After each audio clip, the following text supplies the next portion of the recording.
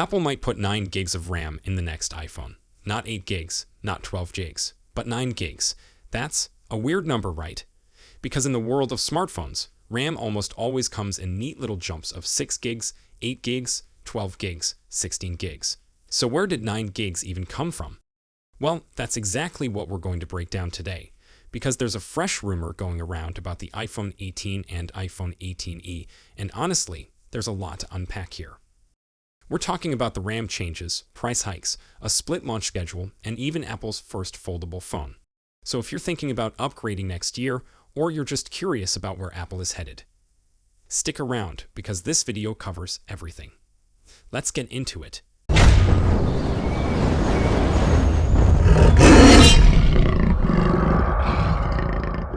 A little while back, there were reports saying the entire iPhone 18 lineup would jump to 12 gigs of RAM across the board. That sounded like a solid upgrade, and people were pretty excited about it. But now, a new leak is throwing a curveball. According to the latest rumor, the standard iPhone 18 and the iPhone 18e might not get 12 gigs after all. Instead, they could ship with just 9 gigs of RAM. Now, before you roll your eyes, let me explain why that number actually makes sense when you look at the technical side. The leak says Apple plans to use 1.5 gigs memory dies, basically the individual building blocks of RAM. If you put 6 of those 1.5 gigs dies together, you get 9 gigs. So it's not random, there's a logic to it, but it is still unusual because most Android phones and even previous iPhones stick to standard configurations like 8 gigs or 12 gigs. If this turns out to be true, the iPhone 18 and 18e would actually be among the very first mainstream smartphones to ship with a 9 gigs RAM setup. That's kind of a big deal, even if the number sounds a little strange at first. Is 9 gigs still an upgrade? Now you might be wondering, is this actually better than what we have today? The answer is yes, but only by a little. The iPhone 16 and iPhone 16e come with 8 gigs of RAM. So going to 9 gigs is an upgrade, just not a massive one. It's a small step forward rather than a giant leap. And if you were hoping for 12 gigs on the base model, this might feel like a disappointment. But here's the context that matters. Apple isn't just adding RAM for the sake of it. The main reason behind this increase is Apple Intelligence, Apple's on-device AI system. Right now, Apple is adding more and more AI features to iOS. Things like smarter Siri responses, writing tools, photo editing with AI, and more are all coming down the line. These features need more memory to run smoothly on the device itself, without always sending data to the cloud. So even that extra 1 gigs compared to the current generation does have a purpose. Why not just go to 12 gigs? This is probably the question you're asking right now. If Apple was already planning 12 gigs, why scale back to 9 gigs? One word: cost. Memory prices have gone up sharply over the past year, and the main reason for that is AI data centers. Companies building massive AI systems need huge amounts of memory chips. That demand has pushed up the price of RAM for everyone, including smartphone makers. At this point, memory has actually become one of the most expensive parts inside a phone. In some cases, the RAM inside your smartphone costs more than the display, and sometimes even more than the chip that runs everything. So Apple is in a tough spot. They want to give users more memory for AI features, but they also don't want to push the price of the base iPhone too high. 9 gigs appears to be the middle ground they've landed on, at least according to this rumor. It gives them the headroom they need for AI, while keeping costs somewhat in check. The split launch, something Apple has never really done before. Here's another big piece of this report that doesn't get talked about enough. Apple is reportedly splitting the iPhone 18 launch into 2 separate phases. Phase 1 happens in September 2026. That's when the iPhone 18 Pro, iPhone 18 Pro Max, and Apple's first foldable phone, being called the iPhone Ultra, are expected to arrive. Phase 2 comes later, in spring 2027, probably around March or April. That's when the standard iPhone 18, iPhone 18e, and possibly the iPhone Air 2 are expected to launch. This would be genuinely historic for Apple.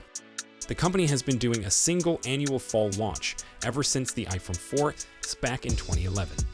Splitting the lineup into 2 windows is a major shift in how they do things, and the reasoning makes sense. The Pro models and the foldable are likely further along in production, while the standard models might need more time. The price hike. This is where things get uncomfortable. Okay, so let's talk about money, because this part affects everyone. According to IDC, the iPhone 18 Pro and Pro Max could cost up to $200 more than the current models. That puts the iPhone 18 Pro somewhere between $1,249 and $1,299. And the Pro Max could land between $1,349 and $1,399. For reference, the current iPhone 16 Pro starts at $999 and the Pro Max at $1,199. So yes, these are significant price jumps. Now, why is Apple expected to raise prices? A few reasons. First, the A20 chip inside the Pro models is being built on a 2nm process by TSMC. TSMC has reportedly told Apple that making 2-in chips costs at least 50% more than 3nm chips. That's a huge increase in manufacturing costs. The RAM prices have shot up. Some estimates suggest memory costs have more than tripled recently. And third, Apple has already raised prices on Macs, MacBooks, iPads, the Apple TV, and the HomePod this year. iPhones are the one product line that hasn't seen a price increase yet. But based on everything pointing in this direction, that's probably changing with the iPhone 18. The iPhone Ultra, Apple's first foldable now and most expensive thing in this lineup, the iPhone Ultra. This is Apple's first foldable iPhone, and it is going to cost a lot. Current estimates put the starting price at around $2,500. Higher storage options could push it all the way to $3,000. That is not a phone for everyone, and Apple clearly knows that, but it signals that Apple is finally ready to enter the foldable phone space, which Samsung and others have been playing in for years. No detailed specs have been confirmed yet, but just the fact that it exists and is launching in September 2026 is a huge moment for Apple. What else is coming on the iPhone 18 Pro Max? Let's wrap up the spec side of things with what the Pro Max is expected to bring. Beyond the new A20 chip, the iPhone 18 Pro Max is expected to have a larger battery for better battery life. There's also talk of a variable aperture main camera. This would let you physically control how much light enters the lens, something more common in professional cameras. It would give you more control over photos, especially in tricky lighting or when you want a blurred background effect. The dynamic island at the front is expected to get slimmer. And the new C2 modem chip could bring support for satellite internet connectivity. The display is expected to stay at 6.9 inches, and the overall design is said to be similar to the current generation. Though the camera area on the back might be slightly thicker to accommodate the new camera system. It's worth saying clearly, Apple has not confirmed any of this. No launch dates, no prices, no specs. Everything we've talked about comes from leaks, supply chain sources, and analyst reports. Apple's plans could change between now and when these phones actually go into production. So take all of this as informed speculation, not confirmed fact. So that's the full picture of what's being said about the iPhone 18 lineup right now.